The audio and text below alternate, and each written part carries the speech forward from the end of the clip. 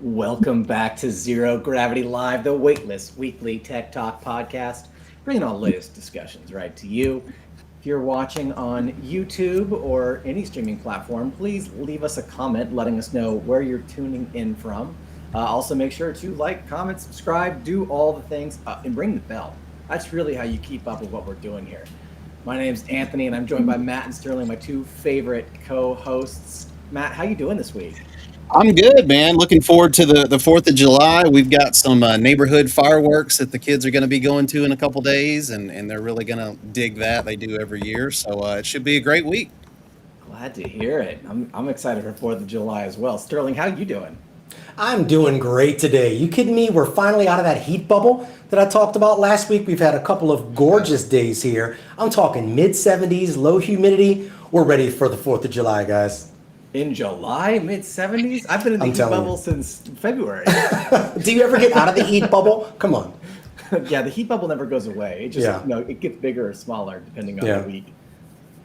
Well, glad to hear you guys doing well. Again, curious to hear how's the weather where you're watching from.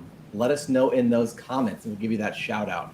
Now, we always like to start with a little game called What's in Your Office? And Sterling, I believe you've got something you wanted to share with us today. You know what? I do. And this is not something that's in my office, but something that I think is really, really cool tech wise. So last week I was out in Kentucky. I was in Louisville, Kentucky, and in addition to drinking my fair share of bourbon, I got to do something really cool. Now, hold on. How do I make myself bigger? Hold on. There we go. Hold on. Gotta make yourself big. Exactly. So I had a good time yesterday or last week, and I got to visit a really cool place. They're called LBX, Link Belt Excavators, and they're doing something really cool to upgrade their technology.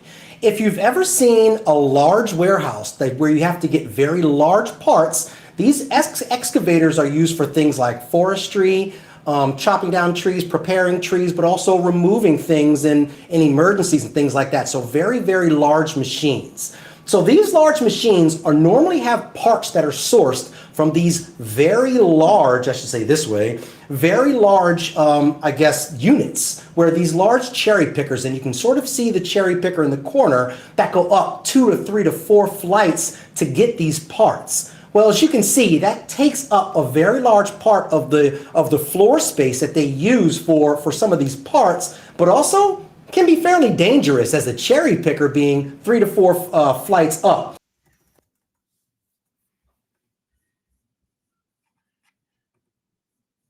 Uh-oh.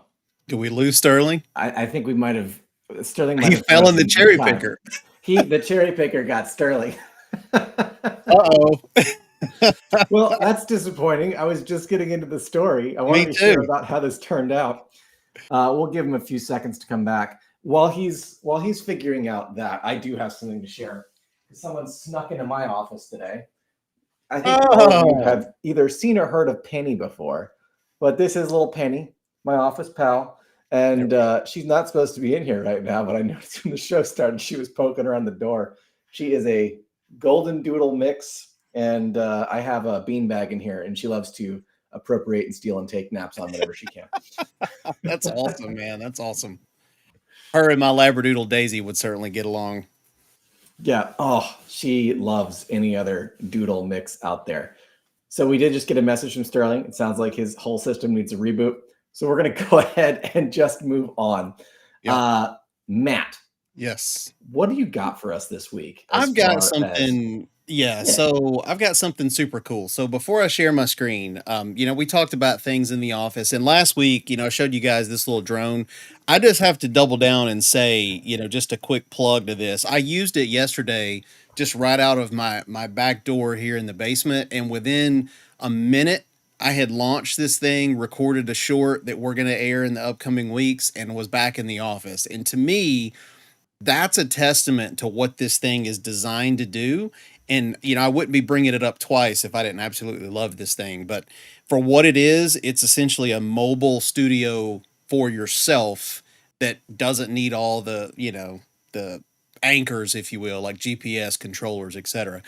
So along the vein of drones, which is why I brought this up again, I'm going somewhere with this story, Anthony. I've always talked about drones, and home automation and everything has been tangible. You've noticed though, like I showed my DJI FPV drone the other day, and it's a big guy. This is getting smaller.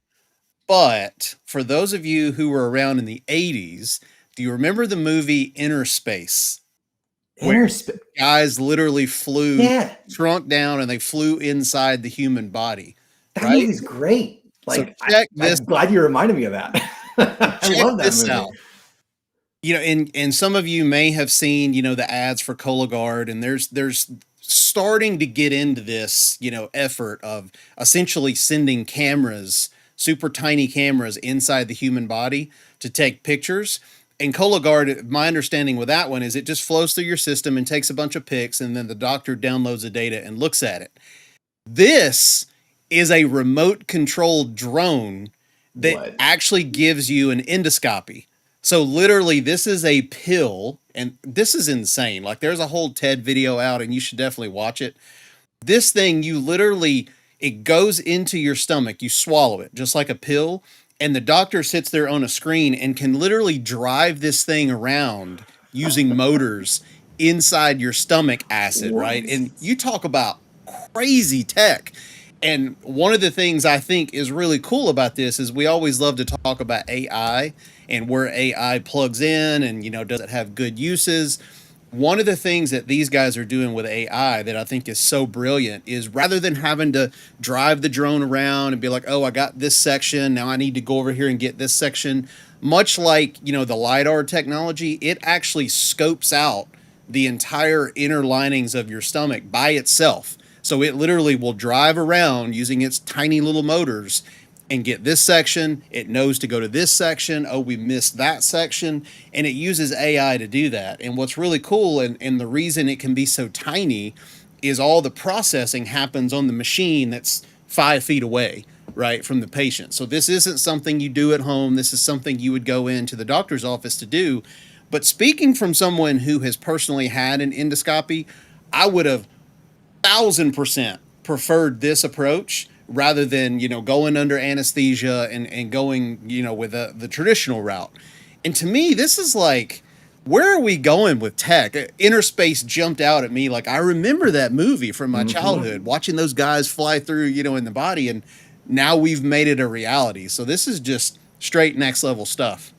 This is the coolest thing I've seen maybe all year. Like, Matt, you might have won Zero Gravity Live topic submission. I just want to get one of these and play with it inside of my body. Like, I know that's weird and morbid to say, but I would totally just Right. fly the little drone in my stomach and have fun in there. Like, this is so cool. Also, as someone with lots of gastrointestinal issues, way better than endoscopy, colonoscopy, or any of the oscopies. Like, Yeah, I right. am ready to try this out next time I need to go in. Super cool stuff. Yeah, it's so funny because one of the videos I watched, I think it's this guy because his thumbnail got me. The Adam Savage Oh swallows yeah, his the camera. Mythbuster. Yeah, I think in his video, like he's interviewing the guy that founded the company, and it's so funny because they've got this table and they lay out all the prototypes, and the first prototype was like the size of my water bottle. It has And to it be, was right? it was cool because they designed it that way with all the motors and put it in a pool to see how it would articulate and stuff like that. And now you see the finished product that's currently still going through FDA trials. But I mean, that's next level, man. I just can't imagine what's next with regards to drones and AI. I mean, and considering how many microplastics are already inside of our body, what's one more little drone, right? Like, Right? this is nothing. I eat a credit card a year. Like, let's bring it on, Did we discuss what's going to happen when this thing is hacked? It's gonna bore through you like Alien. It's gonna just pop out. Yeah, it's gonna go rogue. Yeah, there is a question about HIPAA and can you get access to the footage? But I mean, just as far as advancements go, Yeah. this is such a tremendous improvement over the current way that they get images of your esophagus and stomach. Like, cannot stress that enough. Would love Pillbot. Yes. Never anesthesia me again. Agreed. I have to share the link in the chat because to me this is just extraordinary, and I highly encourage you to watch that TED video. It's just crazy. Is this commercially available now?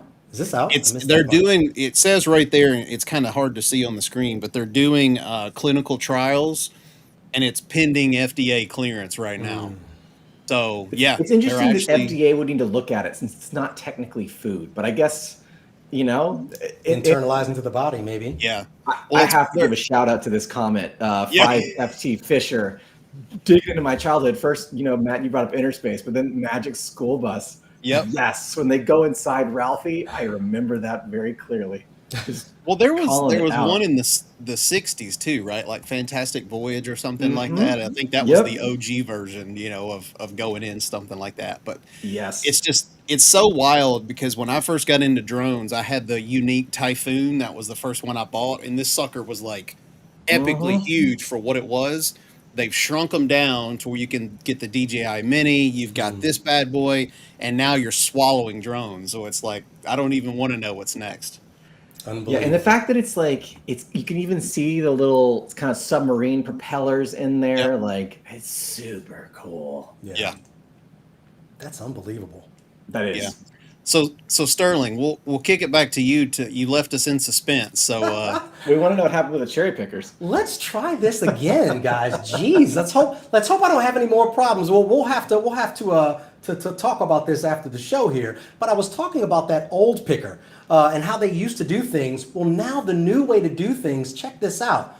All of that has been replaced by this. It is completely automated. It basically, you type in the part that you need, and instead of having to go up 3 to 4 flights, this computerized system, which by the way is about a third of the size of those big rafts, will actually pick the part, bring it right out to you, and it looks like this when it comes to you.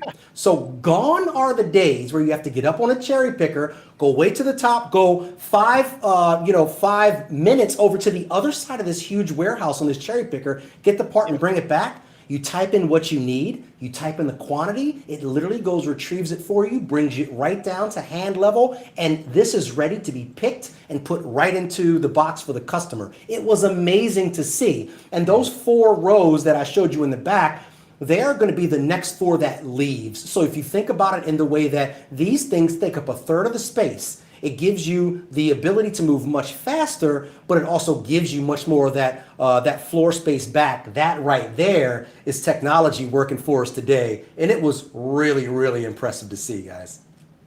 That is some like Star Wars level, Isn't that pretty cool? robotics right there. Isn't Like that that is pretty cool? really cool. And I was super impressed. I have to ask though, who is like refilling the source bins? Is there like, another robot back there taking it off the supply trucks and populating the bins, or is there still somebody behind the curtain on the cherry picker loading up all the source bins? For the actual first piece of them transferring over, they are going to have to use that cherry picker. But the best part is that they load it the same way that they retrieve it. So in the Right. future, once that they move it once, it's just going to be so much safer in addition to being more efficient and save space too. And as long as you're keeping track of inventory and quantity, you should never find yourself in like, oh, well, we ran out of this thing, or oh, we need more of this thing. Like you'd have all that recorded, so you'd know, oh, if I'm bringing this bin down to take something out, then I know I need to also refill this thing while it's down. Like you could automate this and make it super seamless and efficient. Like that's a Absolutely. very cool system. And also, once again, we talk a lot here about the safety piece is sort of taking that human element. As a matter of fact, when we talk about zero trust, that top of that pyramid is full automation. This actually goes right into that same sort of mantra in the way that it takes out the fact that a person might grab 2 or 4 instead of the 3 that's actually needed. So it really is more efficient in a lot of ways. Yeah, that that's is super awesome. cool. I saw some videos the other day about how Amazon warehouses. I mean, you would go in one of those, and if you didn't know any better, you'd be on the Star Wars ship. Like there's a bunch of little drone robots running across the floor, handling a lot of stuff they have. It's mind-boggling to me how accurate and how intelligent stuff like that is getting with, going and grabbing something from a specific spot. And I guess when you peel back the layers though, it's all computers and programming, right? They have a location, the location is set, they know where to go when a certain barcode is entered, and away you go, right? So it's next It's a level stuff. step further being fully automation. Now we have this AI, right? The right side of AI, which can tell these big excavators. I think I cut off when I was saying this, but these excavators, they are huge. I mean, they're moving big forestry stuff. They're the ones that are coming into towns helping when there's been a disaster. So these things, these parts are just gargantuan. One's about to fail, it can automatically alert. It can automatically go pick the piece and automatically take it right to the site before it fails. It's pretty slick. That is slick. That is very slick. So I like that you kind of brought up the AI bit, Sterling. And I know our big topic of the day is the skyjacking. So as you get that ready, I've got something I want to scare y'all with. Well, actually, this, I brought some semi good news today. How about that? YouTube now lets you request the removal of AI generated content that simulates your face or your voice. And it is good news. As we go through this conversation, I'm going to point out some things that I'd like to see better. But, they've put out a new policy. It's the same way their copyright strike works. So now if there is, if you feel that your voice has been absconded with, or your facial likeness is being used by an AI for a deep fake, you can now submit a request for takedown. It does say that it doesn't necessarily mean the content will be removed immediately. YouTube will make its own judgments about the complaint based on the variety of factors. So like in TechCrunch even says, like, for instance, it may consider if the content is disclosed as being synthetic or made with AI, whether it uniquely identifies as a person, and whether the content could be considered parody, satire, or something else of value in the public's best interest. The company additionally notes that it may consider whether the AI content features a public figure or other well-known individual, and whether or not it shows them engaging in sensitive behavior like criminal activity, violence, or endorsing a product or political candidate. The latter is particularly concerning in an election year where AI-generated endorsements could potentially swing votes. This part is concerning to me because I don't think I can think of a reason where taking someone's likeness or their voice, in the case of AI, would ever be acceptable. Like, it's different when you create an animation or a parody or a puppet where it's very obviously fake. It's a human intervened type or human created type thing. But AI is supposed to blur the lines between reality and fiction. And that's kind of where I draw the line on this. Like, I'm all for free speech and parody, but that's not it. That is in many ways trickery. It's, we're going down a slippery slope here. And I'm glad that there's the reporting system in place and they're taking it very seriously. But if my face shows up on the internet and my voice is being used, even in the case of like a joke or something, I'm immediately going to be upset about this, and I'm going to be requesting the takedown. So I'm just curious what y'all think about this. I'm 100% in your camp, Anthony. I think this is a super slippery slope, and we've already seen it with that $2 million, whatever, 10 million, whatever it was, the heist that we talked about earlier this year, where somebody used it for malicious intent. But this is super borderline on the morality side of things, and it's interesting because once the cat's out of the bag, it's out of the bag, and you can't pull stuff off the internet once it's there. Right? You can certainly try. YouTube is one example of a platform that allows you to try, but once it's out there, it's super hard to put the cat back in the bag, so to speak. And to me, this is to your point, this is a valiant effort on YouTube's part. It's almost like extending the copyright strikes to human copyrights, right? No longer like content, but literally a person. If that exists, certainly it needs to be taken down. But then further, it's kind of like, what's that commercial with the lady that played in American Pie back in the day? You know what I'm talking about? Where she's like, but how do I prove I'm not a robot? Yeah. And it makes me think of that commercial because it's like, okay, how do you prove it's AI? Yeah. Like, what's going to be the check and balance that that YouTube and other platforms use to say that's actually not him? Like, how do we prove stuff like that? I think we talked about this in a previous episode, but I truly believe all AI generated content needs to be watermarked. Like, it should almost be a government required thing where we watermark.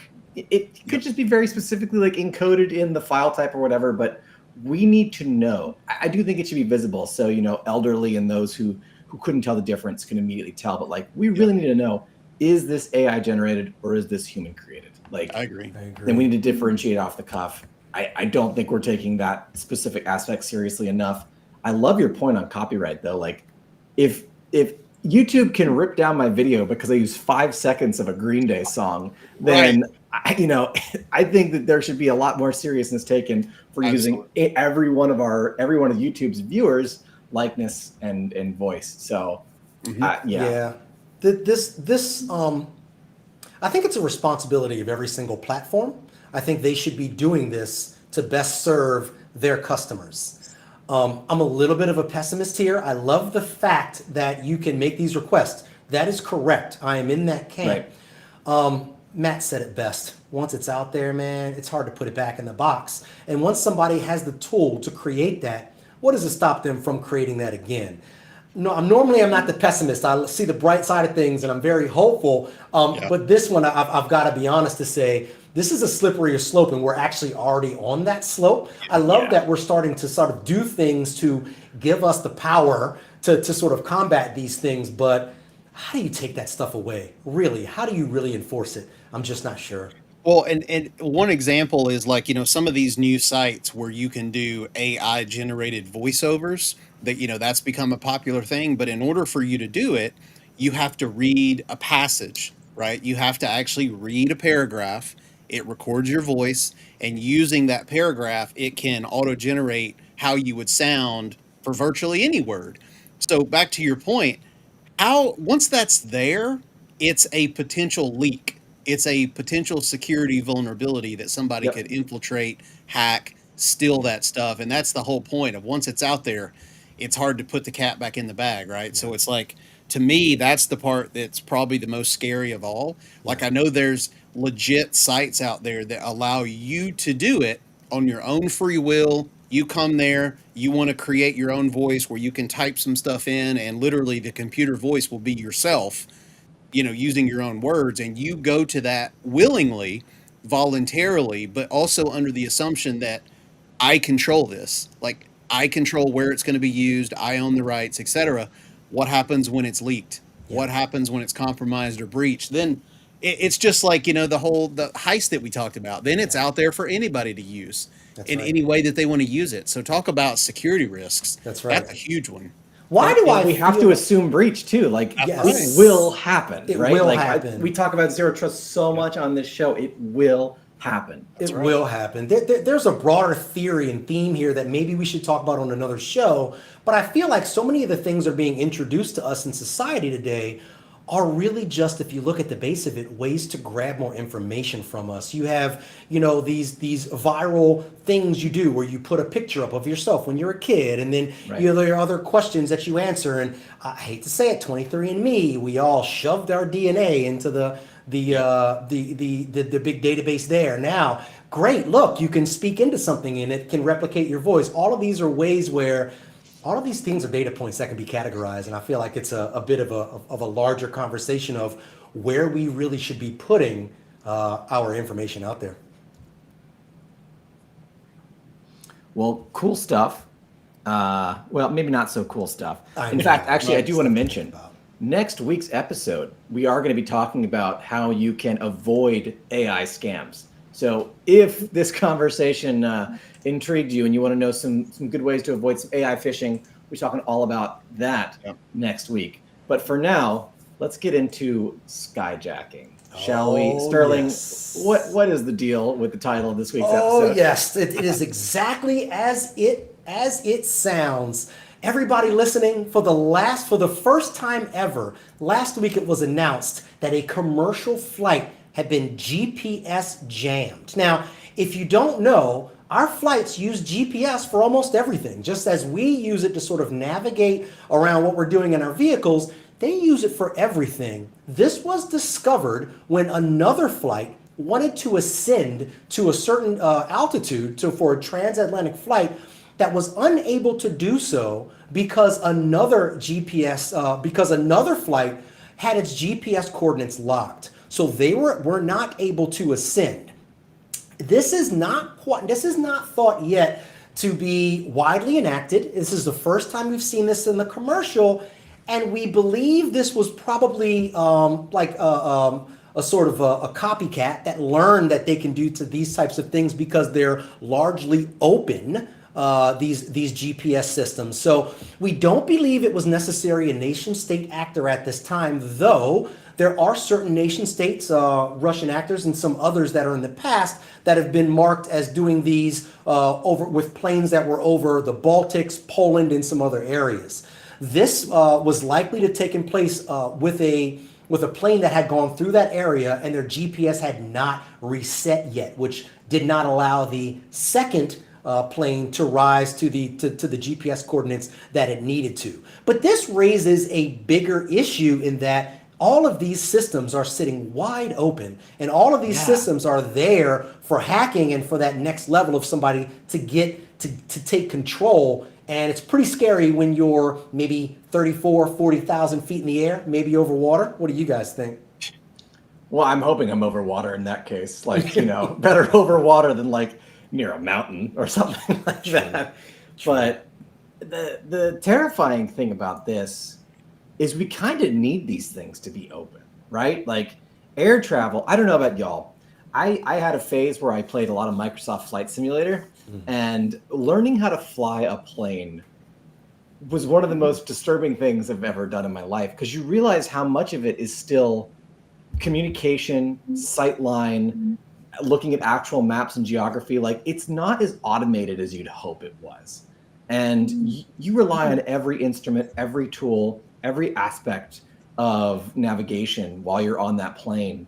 And open radio communication to send messages back and forth, the GPS, all of these things kind of have to be open. Like you can do secure comms, but at the end of the day, like you also want to be able to hear other, pilots, other frequencies, other planes.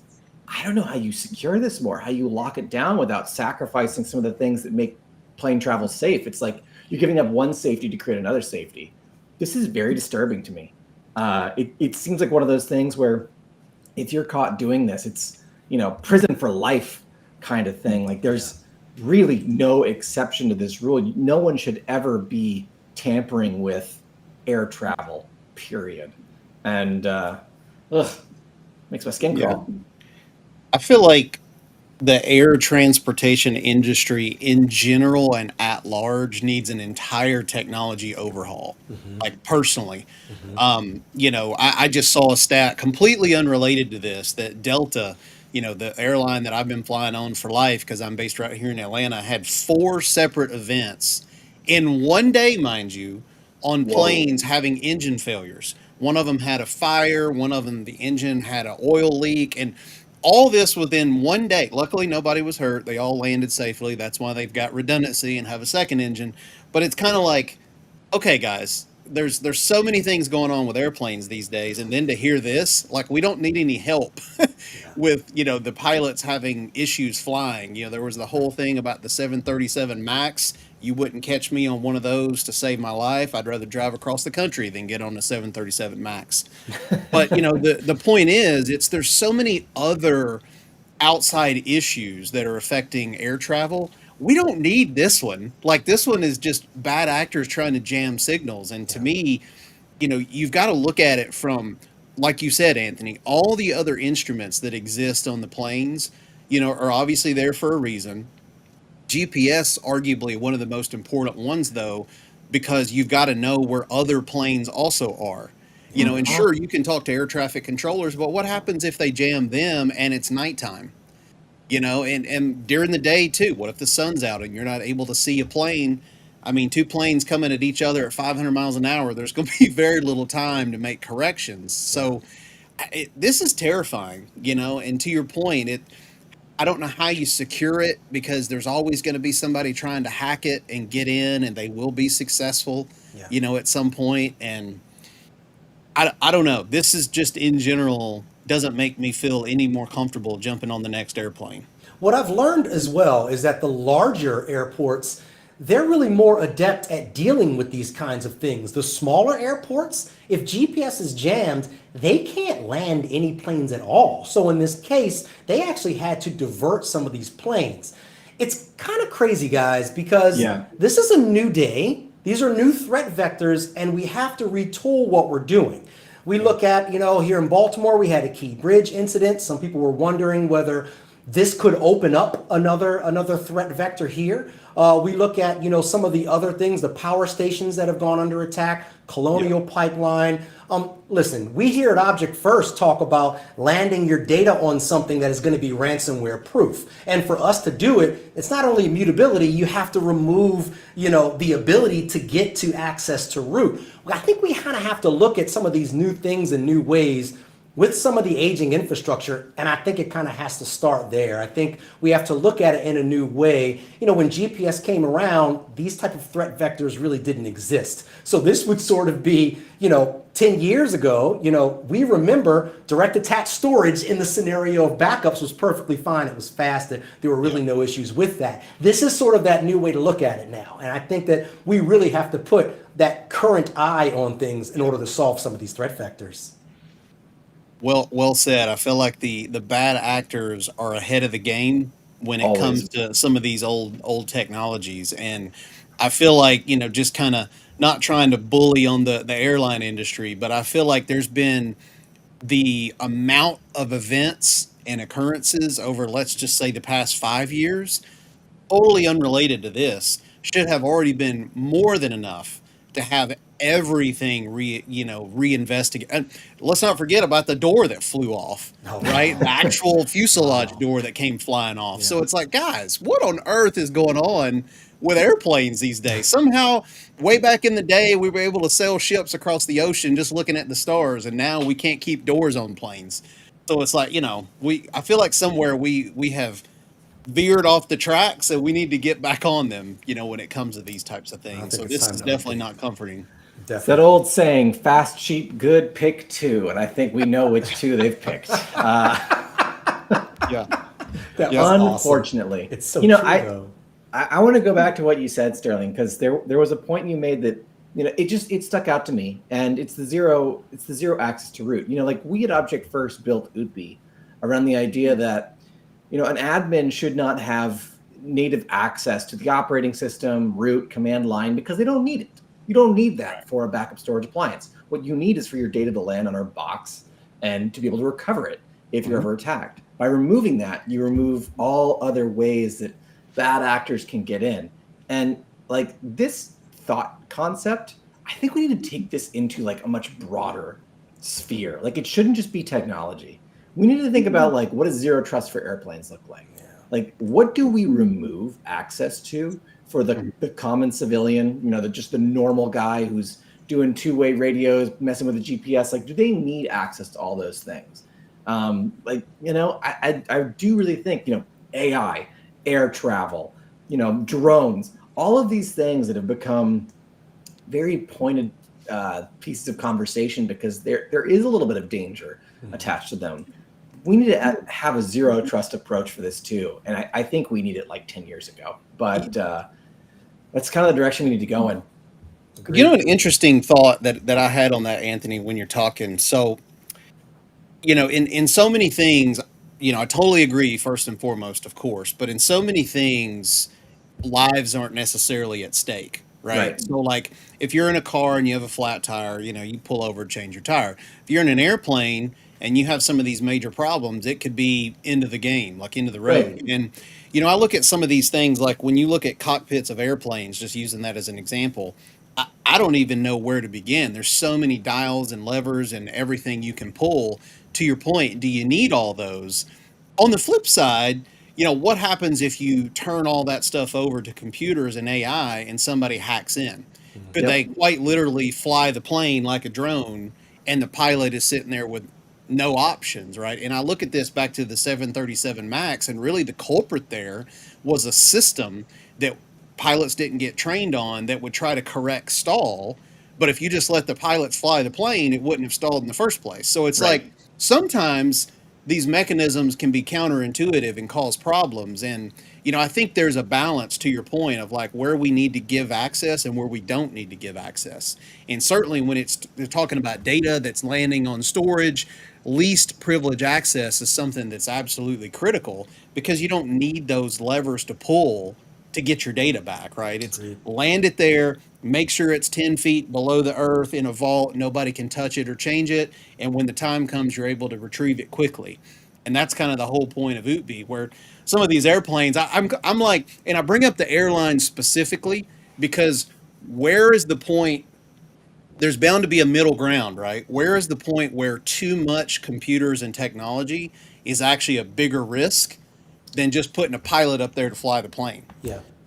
Because on the Yep. one hand, if somebody were to hijack the plane and you're able to completely override the systems remotely, you could probably save a ton of lives. Yeah. But on the flip side, if you just let the pilot fly completely on their own, there's nothing you can do from the ground, right? So where is the happy medium, when you're talking about 30,000 feet in the air? Yeah, That's a solid point. it's something I want to see increased security on and discussions about. That's for darn sure. Yeah.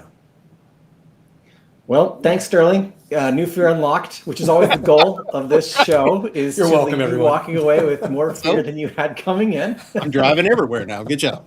Zero trust life. That's going to be the new motto for That's Zero right. Gravity Live. Just zero trust your life. That's the way to be. Trust no Love one. Be Mulder from the X-Files. Yes. Thanks as always, y'all, for a great episode. And thanks for our commenters and viewers for tuning in and joining us. Like we said before, next week we're going to be talking about outsmarting AI scams. Very interesting article we found. We're going to discuss all the new ways AI is trying to ruin your life and some cool tips on how to prevent it from doing that. So be sure to tune in next week. Yep. As always, thanks to Matt and Sterling for bringing the heat with those topics. Super great conversation today, gentlemen. Always appreciate hanging with you. The show is brought to you by Object First. We make the product UTB. It's the best storage for Veeam. Be sure to check that out if you ever need a good or the best backup storage target to make sure your backups stay immutable at all costs. And as always, stay weightless, stay frictionless, stay zero gravity.